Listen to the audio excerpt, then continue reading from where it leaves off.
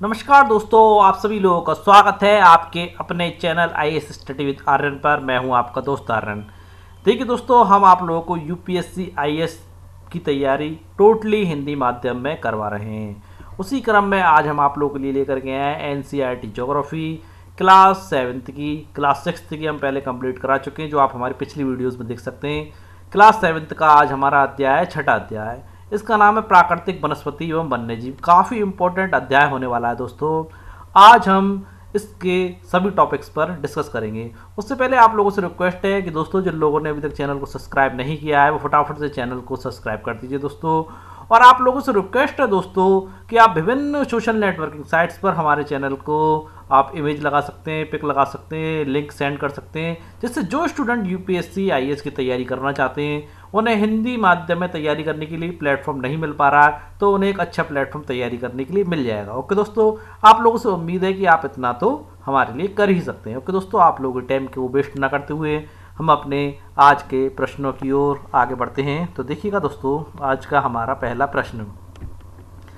देखिए दोस्तों, स्क्रीन पर आप देख पा रहे हैं कि शंकुधारी वृक्ष कहाँ पाए जाते हैं। तो देखिए, सबसे पहला ऑप्शन आपका दे रखा पर्वत की चोटी पर, पर्वत की ढलानों पर, गिरिपथ पर, या फिर आपकी सपाट भूमि पर। तो दोस्तों, मैं आप लोगों के लिए बता देता हूँ, शंकुधारी वृक्ष आपके पर्वत की ढलानों पर पाए जाते हैं। कहाँ पाए जाते हैं दोस्तों? पर्वत की ढलानों पर पाए जाते हैं। देखिए दोस्तों, जस्ट इस प्रकार का आपका पर्वत होता है, और पर्वत का जो नीचे का भाग होता है ये आपका रेत से या फिर आपकी मृदा से ढका हुआ रहता है। ओके दोस्तों, और जो इसका जो जस्ट ढलान होता है, यहाँ पर आपके शंकुधारी वृक्ष पाए जाते हैं। और दोस्तों, ये वाला जो हिस्सा कहलाता है आपका गिरिपथ कहलाता है। गिरी यानी कि पर्वत, और पद यानी कि पैरेंगे पैर वाला हिस्सा उसका गिरिपथ कहलाता है। तो दोस्तों, गिरिपथ पर आपके साल और सागवान जैसे वृक्ष पाए जाते हैं। कौन कौन से वृक्ष पाए जाते हैं दोस्तों गिरिपथ पर? साल और सागवान। दोस्तों, साल और सागवान की लकड़ी जो होती है काफ़ी मजबूत मानी जाती है, तो गिरिपथ पर दोस्तों साल और सागवान जैसे वृक्ष पाए जाते हैं। जबकि दोस्तों, पर्वत की ढलानों पर जो वृक्ष पाए जाते हैं वो आपके शंकुधारी वृक्ष पाए जाते हैं। ओके दोस्तों, और देखिए दोस्तों, पर्वत की ढाल पर जो वृक्ष पाए जाते हैं वो पतली नुकीली पत्तियों तथा शंकु आकार बितान यानी कि पत्तों वाले होते हैं, और लंबे वृक्ष होते हैं, दिखने में लंबे होते हैं। यानी कि मैंने यहाँ पर इसका चित्र भी लगाया, आप देख सकते हैं। देखिए दोस्तों, कुछ इस प्रकार के होते हैं नुकीले, जैसे जस्ट ऐसे आप क्रिसमस ट्री भी कह सकते हैं। कुछ इस प्रकार के नुकीले होते हैं। देखिए यहाँ भी मैंने लगाया है, देख सकते हैं आप इसको। ये आपके शंक्वाकार वितान वाले वृक्ष हैं। ओके दोस्तों, आगे बढ़ते हैं अगले प्रश्न की ओर। देखिएगा दोस्तों, देखिए, वनस्पति की भिन्नता के संबंध में निम्नलिखित कथनों पर विचार कीजिए। वनस्पति की भिन्नता यानी कि दोस्तों विभिन्न विभिन्न वनस्पतियां हम पर्वत पर या हिमालय पर्वत पर चलते हैं तो हमें देखने को मिलती है। उसकी विभिन्नता के संदर्भ में निम्नलिखित कथनों पर विचार करने के लिए कह रहा है। तो देखेंगे दोस्तों, स्थल की ऊंचाई एवं वनस्पति की विशेषता एक दूसरे से संबंधित है। ओके दोस्तों, जैसे जैसे स्थल की ऊंचाई बढ़ती जाती है वैसे वैसे वनस्पतियों में भी भिन्नता देखने को मिलती है। ओके दोस्तों, देखिए, ऊंचाई में परिवर्तन के साथ साथ जलवायु में भी परिवर्तन होता है दोस्तों। बिल्कुल, जलवायु में परिवर्तन होता जाता है, जिसके कारण प्राकृतिक वनस्पतियों में बदलाव आता जाता है। कहीं पर घास देखने को मिलती है दोस्तों, कहीं सघन वृक्ष देखने को मिलते हैं, कहीं आपको शंक्वाकार वितान वृक्ष देखने को मिलते हैं। ओके दोस्तों, देखिए, वनस्पति की वृद्धि तापमान एवं नमी पर निर्भर करती है। बिल्कुल दोस्तों, तापमान और नमी पर वनस्पति की वृद्धि निर्भर करती है। ये चीज़ आप लोग सभी जानते हैं। आगे देखिए, ढाल एवं मिट्टी की परत की मोटाई जैसे कारकों पर भी निर्भर करती है। दोस्तों, मृदा अगर उपजाऊ होगी तो पेड़ों को ग्रोथ करने के लिए अच्छा एटमॉस्फेयर मिलेगा। तो दोस्तों, ढाल और मिट्टी की परत की मोटाई भी महत्वपूर्ण कारक है आपकी वनस्पति की भिन्नता का। तो देखिए, उपरोक्त कथनों में से कौन सा कथन सत्य है? तो यहाँ पर हमारे उपरोक्त सभी कथन सत्य हैं। ओके दोस्तों, आगे बढ़ते हैं हम अपने अगले प्रश्न की ओर। देखिएगा, देखिए, प्राकृतिक वनस्पति को निम्नलिखित में से किस श्रेणी में वर्गीकृत नहीं किया गया है? तो दोस्तों, पहले तो मैं आप लोगों को बता देता हूं कि नॉर्मली आमतौर पर प्राकृतिक वनस्पति को 3 आधारों में वर्गीकृत किया गया है। तो दोस्तों देखिए, किस आधार पर वर्गीकृत नहीं किया गया है पूछ रहा है। तो वनों में, घास स्थल में, कांटेदार झाड़ियों में, या मरुस्थलीय झाड़ियों में। तो दोस्तों, जो मरुस्थलीय झाड़ियाँ दे रखी है, इससे प्राकृतिक वनस्पति को इस श्रेणी में वर्गीकृत नहीं किया गया, बल्कि प्राकृतिक वनस्पति को वनों में, घास स्थलों में और कांटेदार झाड़ियों के रूप में ही वर्गीकृत किया गया है। प्रश्न नंबर 4 देखते हैं, वृक्षों के लिए उपयुक्त तापमान एवं परिपूर्ण वर्षा वाले क्षेत्र क्या कहलाते हैं? अच्छा प्रश्न है दोस्तों। जहाँ उपयुक्त तापमान हो, परिपूर्ण यानी पूर्ण मात्रा में जितनी आवश्यक है उतनी वर्षा हो रही हो, ऐसे क्षेत्र क्या कहलाते हैं? वन कहलाते हैं, घास के स्थल कहलाते हैं, कांटेदार झाड़ियाँ कहलाते हैं, निम्नलिखित में से कोई नहीं। दोस्तों, जहाँ तापमान भी अच्छा हो और परिपूर्ण यानी कि उतनी वर्षा हो रही जितनी आवश्यक होती है, वो आपका वन कहलाता है। क्या कहलाता है दोस्तों? वन। वन जब ही डेवलप्ड होते हैं जब तापमान भी अच्छा हो और परिपूर्ण मात्रा में वर्षा प्राप्त होती है। ओके दोस्तों, और दोस्तों एक चीज़ और बता देता हूँ, इनके आधार पर ही सघन और खुले वन विकसित होते हैं। यानी कि तापमान और वर्षा के आधार पर ही सघन और खुले वन विकसित होते हैं। जहाँ वर्षा कम पड़ेगी वहाँ दोस्तों वन क्षेत्र नहीं होगा और सघन वन भी नहीं होंगे। ओके दोस्तों, आगे बढ़ते हैं, अपने 5वें नंबर का प्रश्न देखते हैं। देखिएगा दोस्तों, घास स्थल निम्नलिखित में से किन क्षेत्र में विकसित होता है या किस क्षेत्र में विकसित होता है? घास स्थल के संबंध में बात हो रही है। केवल शुष्क क्षेत्रों में आपका, या फिर मध्यम वर्षा वाले क्षेत्रों में, या परिपूर्ण वर्षा वाले क्षेत्रों में, या फिर मरुस्थलीय क्षेत्रों में? तो दोस्तों, घास स्थल जो आपका विकसित होता है वो मध्यम वर्षा वाले क्षेत्रों में विकसित होता है। ओके दोस्तों, मध्यम वर्षा वाले क्षेत्रों में घास स्थल विकसित होता है। अगर बात की जाए दोस्तों कांटेदार झाड़ियों की, तो कांटेदार झाड़ियाँ आपकी केवल शुष्क क्षेत्रों में विकसित होती हैं। कांटेदार झाड़ियाँ आपकी, जहाँ झाड़ियाँ दोस्तों कहाँ होंगी? कांटेदार झाड़ियाँ शुष्क क्षेत्रों में विकसित होती हैं। और दोस्तों कांटेदार झाड़ियाँ क्यों होती हैं? क्योंकि दोस्तों वहाँ पर क्या होता है कि पानी तो पेड़ों को मिलता नहीं है, और बाष्पोत्सर्जन यानी कि सूर्य की किरणें उनसे पानी को खींचती हैं। तो पानी सूर्य की किरणें ज़्यादा ना खींच पाए, इसलिए वो पत्तियाँ कांटे का रूप ले लेती हैं। किसका रूप ले लेती हैं दोस्तों? पानी को बचाने के लिए कांटे का।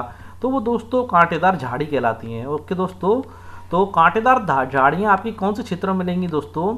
जहाँ शुष्क क्षेत्र होते हैं। ओके दोस्तों, उम्मीद है आप लोग समझ गए होंगे। आगे बढ़ते हैं अगले प्रश्न की ओर। देखिए दोस्तों, देखिए निम्नलिखित स्तंभों को मिलाकर सही जोड़े बनाइए। देखिए उपध्रुवीय प्रदेश, उपध्रुवीय प्रदेश, देखिए कैसे वन पाए जाते हैं उपध्रुवीय प्रदेश में? तो दोस्तों उपध्रुवीय प्रदेश में हमारे शंकुधारी वन पाए जाते हैं। शंकुधारी वन दोस्तों, ओके दोस्तों, जिनकी मैंने बताया था पतली नुकीली पत्तियां होती हैं, शंकुआकार वितान होते हैं, वो शंकुधारी वन कहलाते हैं। अब देखिए रेगिस्तान, रेगिस्तान किस क्षेत्र में पाया जाता है या रेगिस्तान में कैसी वनस्पति पाई जाती है? तो रेगिस्तान में दोस्तों कांटेदार झाड़ियाँ पाई जाती हैं, जो मैंने जस्ट अभी आप लोगों को बताया है। ओके दोस्तों, क्योंकि वहाँ पर पानी कम होता है, पत्तियाँ अपने आप को कांटे में कन्वर्ट कर लेती हैं, जिससे उनको पानी को बचा के रख सकें। ओके दोस्तों, और देखिए आंध्र प्रदेश में किस प्रकार की वनस्पति पाई जाती है? तो दोस्तों घने उष्णकटिबंधीय दृढ़ काष्ठ वन पाए जाते हैं आपके आंध्र प्रदेशों में। आपके घने उष्णकटिबंधीय दृढ़ काष्ठ के यानी कि लकड़ियों के वन पाए जाते हैं। ओके दोस्तों, अब देखिए मिश्रित वनस्पति कहाँ पाई जाती है? तो दोस्तों मिश्रित वनस्पति यानी कि हर प्रकार की वनस्पति देखने को मिल जाएगी। आपको भूमध्य रेखा से ध्रुवों की ओर जाएंगे तो आपको मिश्रित यानी कि हर प्रकार की वनस्पति देखने को मिल जाएगी। तो यहाँ पर हमारा पहला ऑप्शन सही है, यानी कि पहले का तीसरा, दूसरे का पहला, तीसरे का दूसरा और चौथे का चौथा। ओके दोस्तों, आगे बढ़ते हैं अगले प्रश्न की ओर। देखिए प्रश्न नंबर 7वां, देखिए उष्णकटिबंधीय सदाबहार वनों की विशेषताओं के संदर्भ में निम्नलिखित कथनों पर विचार कीजिए। किसके संदर्भ में विचार करने के लिए करा? उष्णकटिबंधीय सदाबहार वनों के संदर्भ में। तो देखिए दोस्तों, इन वनों को उष्णकटिबंधीय वर्षा वन भी कहते हैं। ये घने वन भूमध्य रेखा एवं उष्णकटिबंध के पास पाए जाते हैं। बिल्कुल दोस्तों, उष्णकटिबंधीय वर्षा वन भी इन्हें कहा जाता है, सदाबहार वनों को। ये हमारे भूमध्य रेखा और उष्णकटिबंध के पास पाए जाते हैं। भूमध्य रेखा हमारी जस्ट बीच में होती है दोस्तों, एवं उष्णकटिबंध के पास ये पाए जाते हैं।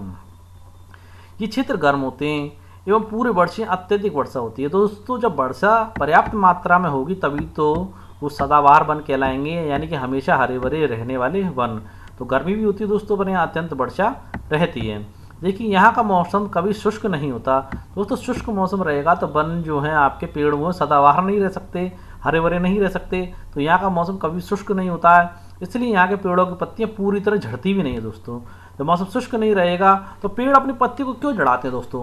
पेड़ अपनी पत्तियों को इसलिए जड़ाते हैं क्योंकि वो पानी को बचा के रख सकें। और पेड़ों की पत्तियों से बाष्पोत्सर्जन होता है, यानी कि सूरज पानी को एब्जॉर्ब करता है, तो उस क्रिया को रोकने के लिए पेड़ अपनी पत्तियाँ जड़ाते हैं। जब दोस्तों यहाँ पे सूरज की किरणें ही नीचे तक नहीं पहुँचेंगी और जो आपका शुष्क रहेगा टेम्परेचर, तो पेड़ों को अपनी पत्तियाँ जड़ाने की आवश्यकता ही नहीं पड़ेगी।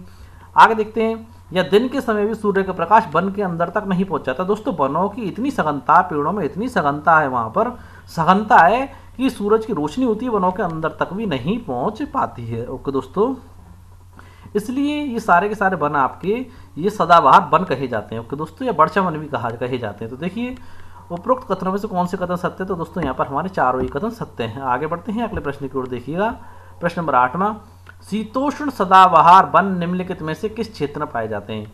कौन से वनों की बात कर रहा है दोस्तों? शीतोष्ण सदाबहार वन निम्नलिखित में से किस क्षेत्र में पाए जाते हैं? दक्षिण पूर्वी अमेरिका, दक्षिणी चीन एवं दक्षिणी पूर्वी ब्राज़ील में, या भारत, उत्तरी ऑस्ट्रेलिया, मध्य अमेरिका में, या दक्षिणी पूर्वी अमेरिका, चीन, न्यूजीलैंड, चिली एवं पश्चिमी यूरोप के तटीय प्रदेशों में, या निम्नलिखित में से कोई नहीं।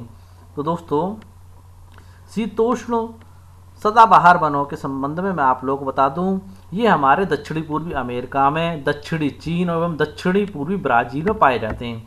अब दोस्तों यहाँ पर दूसरे और दे रखे हैं, दक्षिण भारत, उत्तरी ऑस्ट्रेलिया, मध्य अमेरिका। दोस्तों भारत, उत्तरी ऑस्ट्रेलिया और मध्य अमेरिका में आपके उष्ण कटिबंधीय पर्णपाती वन पाए जाते हैं। कौन से वन पाए जाते हैं दोस्तों? आप लोग लिखना चाहें तो लिख सकते हैं, उष्ण कटिबंधीय पर्णपाती वन पाए जाते हैं आपके भारत में, उत्तरी ऑस्ट्रेलिया और मध्य अमेरिका में। ओके दोस्तों अब देखिए दोस्तों,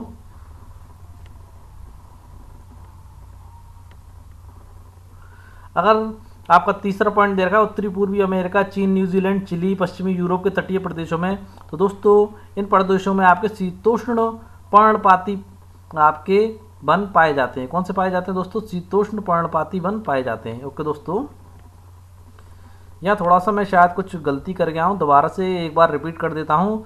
शीतोष्ण सदाबहार वन आपके भारत और ऑस्ट्रेलिया यानी कि इस वाले क्षेत्र में शीतोष्ण सदाबहार वन तो आपके पहले पॉइंट में ही पाए जाते हैं। ओके दोस्तों, और अगर बात करें तो उष्ण कटिबंधीय पर्णपाती, कौन सा दोस्तों? उष्ण लगा देते हैं इसके आगे, उष्ण कटिबंधीय पर्णपाती आपके पाए जाते हैं। उष्ण कटिबंधीय पर्णपाती आपके भारत और उत्तरी ऑस्ट्रेलिया और मध्य अमेरिका में। और अगर बात करें शीतोष्ण पर्णपाती की, ओके दोस्तों, अब कन्फ्यूजन आप लोगों को बिल्कुल भी नहीं रहा होगा। शीतोष्ण पर्णपाती आपके उत्तरी पूर्वी अमेरिका में, चीन में, न्यूजीलैंड में, चिली, पश्चिमी यूरोप के तटीय प्रदेशों में पाए जाते हैं। ओके दोस्तों, शीतोष्ण पर्णपाती यहाँ पाए जाते हैं। अब देखिए प्रश्न नंबर नेक्स्ट, किस देश के उष्णकटिबंधीय सदाबहार वन इतने विशाल है कि पृथ्वी के फेफड़े की तरह प्रतीत होते हैं? बड़ा अच्छा क्वेश्चन है दोस्तों। किस देश के उष्णकटिबंधीय सदाबहार वन इतने विशाल हैं कि पृथ्वी के फेफड़े की तरह प्रतीत होते हैं? भारत के, अमेरिका के, ब्राजील के या अफ्रीका के? तो दोस्तों मैं आप लोग को बता देता हूँ, ब्राजील के उष्णकटिबंधीय सदाबहार वन इतने विशाल हैं कि पृथ्वी के फेफड़ों की तरह प्रतीत होते हैं। आगे बढ़ते हैं, प्रश्न नंबर 10वां। देखिए, उष्णकटिबंधीय पर्णपाती वनों के संदर्भ में निम्नलिखित में से कौन सा कथन असत्य है? उष्णकटिबंधीय पर्णपाती, ओके दोस्तों, उष्णकटिबंधीय पर्णपाती वनों के संदर्भ में निम्नलिखित में से कौन सा कथन असत्य है? यानी कि मैंने अभी जस्ट थोड़ी देर पहले आपको बताया था, उष्णकटिबंधीय पर्णपाती वन आपके भारत में, उत्तरी ऑस्ट्रेलिया इन साइड में मिलते हैं, उसी के संदर्भ में पूछ रहा है। तो उष्णकटिबंधीय पर्णपाती वन के संदर्भ में निम्नलिखित में से कौन सा कथन असत्य है? असत्य कथन आप लोग बताना। तो देखिएगा, देखिए, इस क्षेत्र में मौसमी परिवर्तन होते रहते हैं। जल को संरक्षित रखने के लिए यहाँ के वृक्ष पत्तियां झाड़ देते हैं। मैंने आप लोगों को बताया, पानी को बनाए रखने के लिए पत्तियों को झाड़ देते हैं जिससे कि वाष्पोत्सर्जन ज़्यादा ना हो। ओके दोस्तों, आगे देखते हैं। इन प्रदेशों में पाए जाने वाले वृक्षों की लकड़ी फर्नीचर, यातायात, निर्माण सामग्री बनाने के लिए बहुत उपयोगी होती है, क्योंकि दोस्तों अच्छी लकड़ी इन उष्णकटिबंधीय पर्णपाती वनों के क्षेत्र में पाई जाती है। देखिए, यहाँ हमें दृढ़ काष्ठ वृक्ष जैसे कि रोजवुड या अबनूस या महोगनी आदि पाए जाते हैं। तो दोस्तों ये पॉइंट यहाँ पर गलत दे रखा है, क्योंकि ये जो लकड़ियाँ हैं आपकी महोगनी, अबनूस की, ये आपके लकड़ी फर्नीचर, यातायात, निर्माण सामग्री के लिए उपयोगी नहीं होती हैं, बल्कि दोस्तों उष्णकटिबंधीय पर्णपाती क्षेत्रों में जो पाई जाती हैं आपकी साल की वृक्ष पाए जाते हैं, सागवान के वृक्ष पाए जाते हैं, नीम के पाए जाते हैं, शीशम के पाए जाते हैं। और दोस्तों साल, सागवान, नीम तथा शीशम के जो वृक्ष हैं उनकी लकड़ियाँ आपके फर्नीचर के भी काम में आती हैं। और जो किलों के जो गेट बनाए जाते थे तो लकड़ी के बड़े बड़े, उनमें दोस्तों साल, सागवान और नीम एवं शीशम की लकड़ियों का ही निर्माण किया जाता था। अब दोस्तों पॉइंट ये आता है, फिर ये लकड़ियाँ कौन से क्षेत्र में पाई जाती हैं? आपकी रोजवुड, अबनूस, महोगनी। तो आप लोगों को बता दूं दोस्तों, रोजवुड, अबनूस, महोगनी आदि के वृक्ष आपके उष्णकटिबंधीय सदाबहार वनों में पाए जाते हैं, पर्णपाती वनों में नहीं पाए जाते। उष्णकटिबंधीय सदाबहार वनों में ये पाए जाते हैं। ओके दोस्तों, जबकि पर्णपाती वनों में कौन कौन से पाए जाते हैं? दोबारा कंफ्यूज मत होना, ये पाए जाते हैं साल, सागवान, नीम और शीशम। ओके, आगे बढ़ते हैं। उष्णकटिबंधीय पर्णपाती वन भारत में, उत्तर प्रदेश में, बिहार के मैदान में पाए जाते हैं। ओके दोस्तों, अगर भारत की बात करें तो उष्णकटिबंधीय पर्णपाती वन भारत में कहाँ पाए जाते हैं? तो भारत में, उत्तर प्रदेश और बिहार के मैदानी भागों में ये पाए जाते हैं। ओके दोस्तों, आगे बढ़ते हैं अगले प्रश्न की ओर। देखिए, प्रश्न नंबर 11वां। निम्नलिखित में से कौन सा जीव या जानवर उष्णकटिबंधीय वर्षा वन में पाए जाते हैं, यानी कि सदाबहार वनों में पाए जाते हैं? एनाकोंडा पाया जाता है, बाघ या शेर पाए जाते हैं, गोल्डन लंगूर या बंदर या हाथी? तो दोस्तों मैं आप लोगों को बता देता हूँ, उष्णकटिबंधीय सदाबहार वनों में आपका एनाकोंडा पाया जाता है। ओके दोस्तों, कौन सा पाया जाता है? एनाकोंडा। देखिए दोस्तों, एनाकोंडा विश्व का सबसे बड़ा सांप होता है। यह मगरमच्छ जैसे बड़े जानवरों को भी मारकर खा जाता है। और आपका जो बाकी के ऑप्शन दे रखे, बाघ, शेर, गोल्डन लंगूर, बंदर और ये हाथी जो आपका दे रखा है, उष्णकटिबंधीय पर्णपाती वनों के क्षेत्र में पाए जाते हैं। किसमें दोस्तों? उष्णकटिबंधीय पर्णपाती। किसमें दोस्तों? उष्णकटिबंधीय पर्णपाती वनों के क्षेत्र में पाए जाते हैं। बाघ भी वहीं पाया जाता है, शेर भी पाया जाता है, आपका गोल्डन लंगूर, महत्वपूर्ण चीज है दोस्तों, गोल्डन लंगूर भी उष्णकटिबंधीय पर्णपाती क्षेत्र में पाया जाता है। प्रश्न नंबर 12 देखिए, बांज, चिड़, यूकेलिप्टस जैसी दृढ़ और मुलायम, यानी कि दोस्तों मजबूत भी होती है और मुलायम, दोनों प्रकार के पेड़ की जो है, पेड़ किस प्रकार के वनों में पाए जाते हैं? शीतोष्ण सदाबहार वनों में, शीतोष्ण पर्णपाती वनों में, उष्णकटिबंधीय पर्णपाती वनों में, निम्नलिखित में से कोई नहीं। तो दोस्तों मुलायम और दृढ़ दोनों ही प्रकार की जो लकड़ियां आपको देखने को मिलेंगी वो आपको शीतोष्ण सदाबहार वनों में देखने को मिलेंगी। किसमें मिलेंगी दोस्तों? शीतोष्ण सदाबहार वनों में। देखिए दोस्तों, इस प्रकार के वन शीतोष्ण सदाबहार वन मध्य अक्षांश के तटीय क्षेत्रों में स्थित होते हैं। कहाँ होते हैं दोस्तों? मध्य अक्षांश के तटीय क्षेत्रों में। लिखना चाहें तो लिख सकते हैं। इस प्रकार के जो वन है आपके मध्य अक्षांश के तटीय क्षेत्रों में स्थित होते हैं। और दोस्तों ये सामान्यतः महाद्वीपों के पूर्वी किनारों पर पाए जाते हैं। कहाँ पाए जाते हैं? महाद्वीपों के पूर्वी किनारों पर, जैसे दोस्तों दक्षिणी पूर्वी अमेरिका, दक्षिणी चीन, दक्षिणी पूर्वी ब्राजील। ओके दोस्तों, आगे बढ़ते हैं अपने अगले प्रश्न की ओर। देखिए दोस्तों, प्रश्न नंबर आज का 13वें नंबर का प्रश्न। तो देखिए, नीचे दिए गए कथनों को ध्यानपूर्वक पढ़िए। देखिए, उच्च अक्षांश की ओर बढ़ने पर शीतोष्ण पर्णपाती वन पाए जाते हैं। ये उत्तरी पूर्वी अमेरिका, चीन, न्यूजीलैंड, चिली एवं पश्चिमी यूरोप के तटीय प्रदेशों में पाए जाते हैं। दोस्तों ये बात बिल्कुल सत्य है कि उच्च अक्षांशों की ओर बढ़ने पर आपको शीतोष्ण पर्णपाती वन पाए जाएंगे। ओके दोस्तों, या बांज, ऐस, बिच आदि के वृक्ष भी पाए जाते हैं जो शुष्क मौसम में अपनी पत्तियां झड़ा देते हैं अपने वजूद को बचाए रखने के लिए और पानी की मात्रा को बचाए रखने के लिए। ओके दोस्तों, यहाँ पर फीजेंट व मैनाल जैसे पक्षी पाए जाते हैं। तो दोस्तों यहाँ पर आम जानवर जैसे कि हिरण, लोमड़ी, भेड़ी भी पाए जाते हैं। इसके साथ साथ फीजेंट और मैनाल के साथ साथ यहाँ पर जो हिरण भी पाया जाता है, लोमड़ी पाई जाते हैं और भेड़ी भी पाई जाती है। तो उपरोक्त कथनों में से उपरोक्त कथन किस प्रकार के वनों की विशेषता बताते हैं? तो दोस्तों मैं आप लोगों को बता देता हूँ, ये सारी जो विशेषता बताई गई हैं शीतोष्ण पर्णपाती वनों की बताई गई हैं। किसकी दोस्तों? शीतोष्ण पर्णपाती वनों की। देखिए दोस्तों, मैंने यहाँ पर चित्र लगाया, देखिए फीजेंट और मैनाल जो आपका जस्ट शीतोष्ण पर्णपाती वनों में पाए जाते हैं। कहाँ पाए जाते हैं दोस्तों? शीतोष्ण पर्णपाती वन में ये पक्षी आपके पाए जाते हैं, फीजेंट और मैनाल। और देखिए दोस्तों, शीतोष्ण पर्णपाती वन इस प्रकार के होते हैं, उष्णकटिबंधीय पर्णपाती वन इस प्रकार के होते हैं क्योंकि वो अपनी पत्तियों को झड़ा देते हैं। और देखिए उष्णकटिबंधीय सदाबहार वन बारिश की मात्रा के कारण और शीतोष्ण सदाबहार वन इस तरीके के होते हैं। ओके दोस्तों, जो भूमध्य रेखा के दोनों तरफ पाए जाते हैं। आगे बढ़ते हैं। देखिए दोस्तों, प्रश्न नंबर 14वां, भूमध्य सागरीय वनस्पति महाद्वीपों के किन क्षेत्रों में पाई जाती है? अच्छा प्रश्न है दोस्तों, भूमध्य सागरीय वनस्पति महाद्वीपों के किन क्षेत्रों में पाई जाती है? दोस्तों थोड़ा सा रुक करके मैं आप लोगों को ये बताना चाहूँगा, ये जो चैप्टर है आपका ऐसा चैप्टर है दोस्तों, इसका आपको रिवीजन करना पड़ेगा जब ये आपके माइंड में सेट होगा। आप इसका 2-3 बार रिवीजन करेंगे तो सेट हो जाए, क्योंकि इसमें समझने का दोस्तों कुछ भी नहीं है, ओनली जानकारी दे रहा, सारी जानकारी फैक्ट आधारित है। परंतु दोस्तों थोड़ा सा भी कंफ्यूजन या ऊपर नीचे होने पर, या शीतोष्ण सदाबहार वन, शीतोष्ण पर्णपाती वन, इन चीज़ों में अगर आप जरा सा भी कंफ्यूज हो जाएंगे तो आप गलत कर आएंगे। इसलिए रिवीजन से आप इसके कॉन्सेप्ट को क्लियर कर सकते हैं। ओके दोस्तों, इसलिए वीडियो को आप 2-3 बार देखेंगे या वीडियो के जो क्वेश्चन दे रखे हैं उसे नोट डाउन करने के बाद आप 2-3 बार रिवीजन करेंगे तो आप इस क्वेश्चनों को अच्छे से सही कर पाएंगे। परंतु एक बार में पॉसिबिलिटी कम है कि आप इन प्रश्नों को सही कर पाएं। ओके दोस्तों, क्योंकि जस्ट ऐसे जो क्वेश्चन है आपका, ये जो चैप्टर है आपका हिस्ट्री नुमा है, यहाँ आपको कुछ चीज़ें याद करनी पड़ेंगी, यानी कि अपने स्मरण में उन चीज़ों को रखना पड़ेगा। देखिए दोस्तों, भूमध्य सागरीय वनस्पति महाद्वीपों के किन क्षेत्रों में पाई जाती है? महाद्वीपों के पूर्वी किनारे पर, महाद्वीपों के पूर्वी और उत्तरी पूर्वी किनारे पर, महाद्वीपों के पश्चिमी किनारे पर, महाद्वीपों के पश्चिमी या दक्षिणी पश्चिमी किनारे पर। तो दोस्तों मैं आप लोगों को बता देता हूँ, भूमध्य सागरीय वनस्पति महाद्वीपों के पश्चिमी और दक्षिणी पश्चिमी किनारे पर पाई जाती है। कहाँ पाई जाती है दोस्तों? महाद्वीपों के पश्चिमी और दक्षिणी पश्चिमी किनारे पर पाई जाती है। ओके दोस्तों, देखिए ये अगर भूमध्य सागरीय वनस्पति अधिकतर तो ये यूरोप में, अफ्रीका और एशिया के भूमध्य सागर के समीप वाले प्रदेशों में पाई जाती है। ओके दोस्तों, और इसके जो पश्चिमी किनारे पर उष्णकटिबंधीय रेगिस्तान पाया जाता है। ओके दोस्तों, क्या पाया जाता है? उष्णकटिबंधीय रेगिस्तान पाया जाता है। अब देखिए प्रश्न नंबर 15वां, विश्व का फलोद्यान फलोद्यान यानी कि फलों का उद्यान, विश्व का फलोद्यान किसे कहा जाता है? भूमध्य सागरीय प्रदेश को, शीतोष्ण सदाबहार वन को, शीतोष्ण पर्णपाती वन को, निम्नलिखित में से कोई नहीं। तो दोस्तों मैं आप लोगों को बता देता हूं, विश्व का फल उद्यान भूमध्य सागरीय प्रदेश को कहा जाता है। ओके दोस्तों, आगे बढ़ते हैं अपने अगले प्रश्न की ओर। प्रश्न नंबर 16वां, भूमध्य सागरीय क्षेत्रों के संदर्भ में निम्नलिखित कथनों पर विचार कीजिए। क्या कह रहा है? भूमध्य सागरीय क्षेत्रों के संदर्भ में निम्नलिखित कथनों पर विचार कीजिए। देखिए, इन प्रदेशों में गर्म, शुष्क, ग्रीष्म एवं वर्षा वाली मृदु शीत ऋतुएं होती हैं। बिल्कुल दोस्तों, यहाँ गर्म, शुष्क, ग्रीष्म और वर्षा वाली मृदु ऋतु, शीत ऋतुएं होती हैं।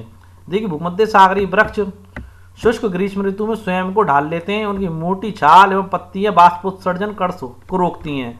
बाष्पोत्सर्जन दोस्तों, जो सूरज के द्वारा उनका जो पानी को वाटर वेपर के रूप में खींचा जाता है, उस बाष्पोत्सर्जन को रोकने का काम करती हैं उनकी मोटी छाल और पत्तियां।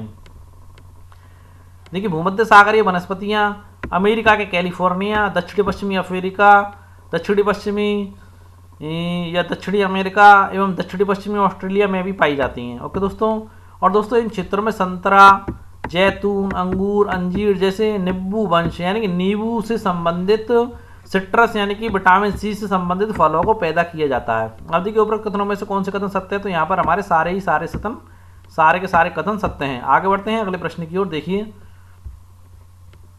प्रश्न नंबर 17वां, शंकुधारी वनों के संदर्भ में निम्नलिखित कथनों पर विचार कीजिए। किसके संदर्भ में पूछ रहे हैं दोस्तों? शंकुधारी वनों के संबंध में। तो देखिएगा दोस्तों, शंकुधारी वन उत्तरी गोलार्ध में उच्च अक्षांश यानी 50 डिग्री से लेकर के 70 डिग्री में पाए जाते हैं। दोस्तों ये बात बिल्कुल सही है, शंकुधारी वन है वो हमारे उत्तरी गोलार्ध में, यानी कि अगर हम इस तरीके से बनाए तो बीच में हमारी भूमध्य रेखा है और ऊपर की तरफ हमारी उत्तर दिशा पड़ती है, नीचे की तरफ दक्षिणी दिशा पड़ती है। तो ऊपर की तरफ जो आपका है वो उत्तरी गोलार्ध है और नीचे की तरफ वो है आपका दक्षिणी गोलार्ध है। तो शंकुधारी वन है उत्तरी गोलार्ध में उच्च अक्षांशों में यानी कि 50 डिग्री और 70 डिग्री में पाए जाते हैं। ओके दोस्तों, उम्मीद है आप लोग समझ गएंगे।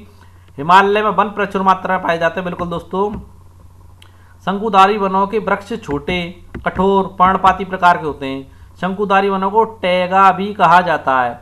ओके दोस्तों, शंकुधारी वनों को टैगा भी कहा जाता है।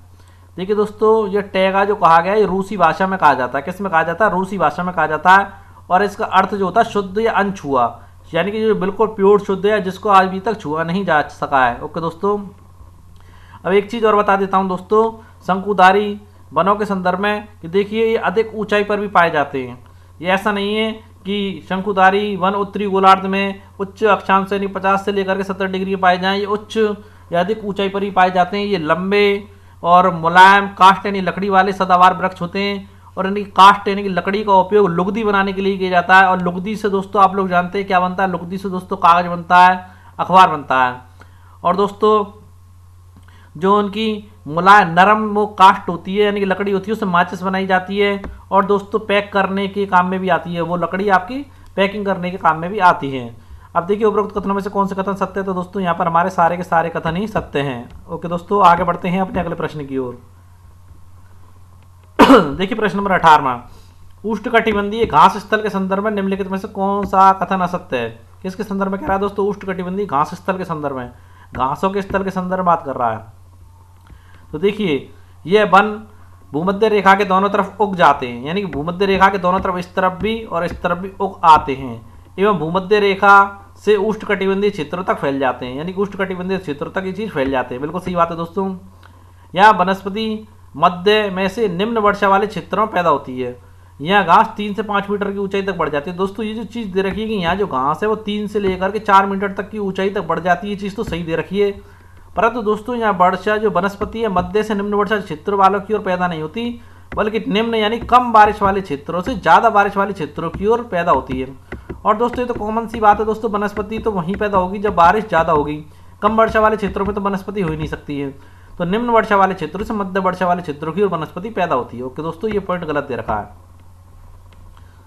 देखिए सामान्य रूप से इन क्षेत्रों में हाथी, जेबरा, हिरण, तेंदुआ आदि जानवर पाए जाते हैं, जो कि बिल्कुल सत्य बात है दोस्तों। ओके दोस्तों, यहाँ पर जो हमारा गलत है वो आपका दूसरे नंबर का गलत है। आगे बढ़ते हैं 19वें क्वेश्चन का आंसर। दोस्तों मैं इस पूरे को लेना चाह रहा था, इसलिए मैंने इसके जो कूट की या फिर आंसर की सीरीज नहीं बनाइए, क्योंकि एक पेज में पूरी आ नहीं पाती। परंतु बड़ा ही महत्वपूर्ण प्रश्न है जो मैं आप लोगों के लिए लेकर के आया हूँ। देखिए, विभिन्न प्रदेशों में घास स्थल और उसके नामों को सूची प्रथम एवं सूची द्वितीय से शामिल कीजिए। देखिए, पहले तो मैं आप लोगों को बता देता हूँ, जो 3 जगह दे रखी, पूर्वी अफ्रीका, ब्राजील एवं वेनेजुएला, ये उष्णकटिबंधीय घास के स्थल हैं। क्या है दोस्तों? उष्णकटिबंधीय, आप लोग लिख लेना, उष्णकटिबंधीय घास के स्थल हैं ये तीनों। ओके दोस्तों, उष्णकटिबंधीय घास के स्थल हैं। अब देखिए, पूर्वी अफ्रीका में जो आपके सवाना घास का स्थल पाया जाता है दोस्तों। और ब्राज़ील की अगर बात की जाए तो ब्राज़ील में दोस्तों कंपोज घास का स्थल पाया जाता है। और अगर वेनेजुएला की बात की जाए तो वेनेजुएला में लानोस आपका घास स्थल पाया जाता है। ओके दोस्तों, बाकी के यहाँ पर आपके जो दे रखे हैं 4 से लेकर के 8 तक, यानी कि 1 2 3 4 5 जो दे रखे हैं, ये आपके, मैं आप लोगों को बता दूं, शीतोष्ण कटिबंधीय घास के स्थल है। कौन से दोस्तों? शीतोष्ण कटिबंधीय घास के स्थल है। कौन से दोस्तों? शीतोष्ण कटिबंधीय घास के स्थल हैं ये सारे के सारे। देखिए, अब बात करें अर्जेंटीना में घास का स्थल कौन सा है, तो अर्जेंटीना में आपका पैम्पास जो है वो घास का स्थल है। उत्तरी अमेरिका की अगर बात की जाए तो दोस्तों उत्तरी अमेरिका में घास का स्थल आपका प्रेयरी है। कौन सा दोस्तों? प्रेयरी है।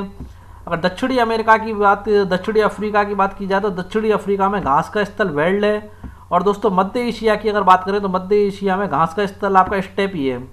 और ऑस्ट्रेलिया की अगर बात की जाए दोस्तों तो ऑस्ट्रेलिया में आपका घास का स्थल जो है वो डॉन है। कौन सा है दोस्तों? डॉन, ये रहा।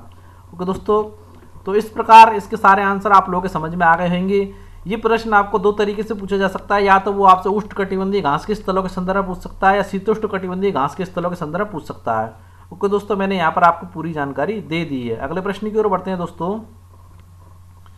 देखिए, प्रश्न नंबर 20वां, शीतोष्ण घास स्थलों के संदर्भ में निम्नलिखित कथनों पर विचार कीजिए। किसके बारे में विचार करने के लिए कह रहा है? शीतोष्ण घास स्थलों के संदर्भ में निम्नलिखित कथनों पर विचार कीजिए। देखिए, घास स्थलों के संदर्भ में विचार करने के लिए कह रहा है, ये मध्य अक्षांशीय क्षेत्रों और महाद्वीपों के भीतरी भागों में पाए जाते हैं। जो कि दोस्तों बिल्कुल सही बात है। अक्षांशीय क्षेत्रों यानी मध्य यानी बीच के अक्षांशीय क्षेत्रों में और महाद्वीपों के भीतरी भाग में यानी अंदर के भाग में पाए जाते हैं। और दोस्तों यहाँ पर जो घास पाई जाती है वो काफ़ी पौष्टिक होती है। ओके दोस्तों, और छोटी भी होती है। यानी कि वहाँ जो घास पाई जा रही थी वो तो 3 से लेकर के 4 मीटर तक ऊंची होती थी, और यहाँ जो घास होती है वो छोटी होती है और पौष्टिक भी मानी जाती है। और देखिए दोस्तों, शीतोष्ण प्रदेशों में सामान्यतः जंगली भैंस पाई जाती है, बाइसन पाया जाता है और एंटीलोप भी पाया जाता है, जो राजस्थान में भी पाया जाता है। ओके दोस्तों, उपरोक्त कथनों में से एंटीलोप, घंटेल जैसे कहा जाता है, उपरोक्त कथनों में से कौन से कथन सत्य है? तो दोस्तों यहाँ पर हमारे चारों के तीनों के तीनों ही कथन सत्य हैं। आगे बढ़ते हैं अपने अगले प्रश्न की ओर। देखिए दोस्तों, प्रश्न नंबर 21वां, महाद्वीपों के पश्चिमी किनारे पर पाया जाता है। क्या पाया जाता है दोस्तों? महाद्वीपों के पश्चिमी किनारे पर शीतोष्ण घास का स्थल पाया जाता है, या उष्णकटिबंधीय रेगिस्तान पाया जाता है, ध्रुवीय प्रदेश पाए जाते हैं आपके, या निम्नलिखित में से कोई भी नहीं पाया जाता। तो दोस्तों मैं आप लोगों को बता देता हूँ, महाद्वीपों के पश्चिमी किनारे पर उष्णकटिबंधीय रेगिस्तान पाया जाता है। क्या पाया जाता है? उष्णकटिबंधीय रेगिस्तान पाया जाता है महाद्वीपों के पश्चिमी किनारे पर। ओके दोस्तों, और दोस्तों जो आपका उष्णकटिबंधीय रेगिस्तान होता है या कटीली झाड़ियाँ पाई जाती हैं। और ये जो क्षेत्र है दोस्तों, इन क्षेत्रों अत्यंत तीव्र गर्मी होती है और बहुत कम वर्षा के कारण ये वनस्पति काफ़ी कम पाई जाती हैं। और रेगिस्तान आपके राजस्थान में ही, सारा रेगिस्तान जो आप लोग जानते हैं। ओके दोस्तों, मरुस्थल आपके राजस्थान में ही है, और कच्छ में भी मरुस्थल है, गुजरात में। आगे देखिए प्रश्न नंबर 22वां कि ध्रुवीय प्रदेशों के संदर्भ में निम्नलिखित में से कौन सा कथन असत्य है? गलत कथन पूछ रहा है ध्रुवीय प्रदेशों के विषय में। तो दोस्तों यहाँ बहुत अधिक प्राकृतिक वनस्पति मिलती है। यहाँ वनस्पति अल्पकालिक ग्रीष्म ऋतु के दौरान विकसित होती है। तो दोस्तों ध्रुवीय प्रदेशों पर अत्यधिक ठंड पड़ती हैं, और दोस्तों ज़्यादा ठंड पड़ेगी तो भी आपकी वनस्पति ग्रोथ नहीं कर सकती, उग नहीं सकती है, तो थोड़ी बहुत गर्मी की आवश्यकता होती है। तो अल्पकालीन जो गर्मी होती है उस काल में यहाँ पर आपकी वनस्पति विकसित होती हैं। और दोस्तों यहाँ पाई जाने वाली वनस्पति टुंड्रा प्रकार की होती है, टुंड्रा प्रकार की वनस्पति पाई जाती है। और दोस्तों यहाँ के जानवरों के शरीर पर मोटा फर और मोटी चमड़ी होती है, जिससे वो दोस्तों वो अपने आप को सर्दी से बचा सकें। ओके दोस्तों, और यहाँ अधिक प्राकृतिक वनस्पति दोस्तों अधिक तो पाई नहीं जा सकती, क्योंकि यहाँ पर धूप ही नहीं निकलती है। तो यहाँ पर जो वनस्पति पाई जाती है बहुत ही सीमित प्रकार की प्राकृतिक वनस्पति पाई जाती है। कौन सी होती है दोस्तों? बहुत ही सीमित प्रकार की भी आपकी प्राकृतिक वनस्पति पाई जाती है। सीमित प्रकार की प्राकृतिक वनस्पति इन क्षेत्रों में पाई जाती है, यानी कि हमारा पहला कथन यहाँ पर गलत दे रखा है। और देखिए दोस्तों, ये जो वनस्पति है यूरोप में भी पाई जाती है, एशिया में भी पाई जाती है, उत्तरी अमेरिका के ध्रुवीय प्रदेशों में भी पाई जाती है। और दोस्तों यहाँ पर जो जानवर पाए जाते हैं उसको मैंने यहाँ पर लगाया। देखिए दोस्तों, वॉलरस यहाँ पर पाया जाता है, ध्रुवीय भालू पाया जाता है, सील पाई जाती है यहाँ पर दोस्तों। और दोस्तों ध्रुवीय उल्लू भी यहाँ पर पाया जाता है, कस्तूरी बैल भी पाया जाता है, और बर्फीली लोमड़ी भी यहाँ पर आप लोगों को ध्रुवीय प्रदेशों में देखने को मिलती है। ओके दोस्तों, आज के सारे हमारे प्रश्न की सीरीज कंप्लीट हुई। कल फिर मिलेंगे आप लोगों को एक ऐसी अच्छी वीडियो के साथ। और दोस्तों इसके साथ ही आप लोगों से रिक्वेस्ट है कि आप चैनल को प्लीज़ सब्सक्राइब कर दीजिए। और जो स्टूडेंट यूपीएससी आईएएस प्रीलिम्स की तैयारी कर रहे हैं उन्हें हमारे चैनल का लिंक भेजिए। और जिन स्टूडेंटों को हिंदी में तैयारी करने के लिए कंटेंट नहीं मिल रहा है, एक प्लेटफॉर्म नहीं मिल रहा है, उन्हें भी आप लोग बता सकते हैं हमारे चैनल के बारे में कि आईएएस स्टडी विद आर्यन एक ऐसा प्लेटफॉर्म चैनल है जो आपको यूपीएससी आईएएस की तैयारी टोटली हिंदी माध्यम में करवा रहा है और बिल्कुल शानदार तरीके से करवा रहा है। तो दोस्तों सपोर्ट करें और ज़्यादा से ज़्यादा लोगों का भला हो सके। ओके दोस्तों, कल फिर मिलते हैं अपनी ऐसी एक नई वीडियो के साथ। तब तक के लिए जय हिंद दोस्तों।